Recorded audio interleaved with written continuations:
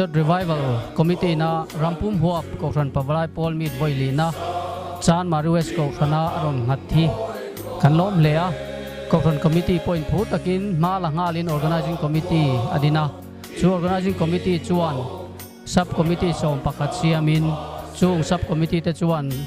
phu takin ma ni mazon chewa na an thoka kokran mi puite po kan phu le ni tin rampum huwa pa kokran pavalai Paul member te hemi ta hen local vek turin kan som chewa kokran mi puite po thei thei miron toy om turin kan be sei bok cheu ni amuna local ve thei lo tan po TV lama te tin YouTube lama te live program hi ti chho tumania kan om huna tangin kan en thei vek don bok ani rampum huap kokran pavalai Paul mit kan thlen tura hian palai engza po thleng turin kan in buat saya counter hetiang hian kan siama counter number 1 hi biak in kot anianga chuta chuan Aizol Kolasip Serchip district le Zoram Pona palai local te thleng turin kan be sei chewa counter number 2 hi Chanmari West sub center kot anianga chuta chuan Lunglei Longtlai le Saiha district te thleng turin kan be sei chewa counter number 3 hi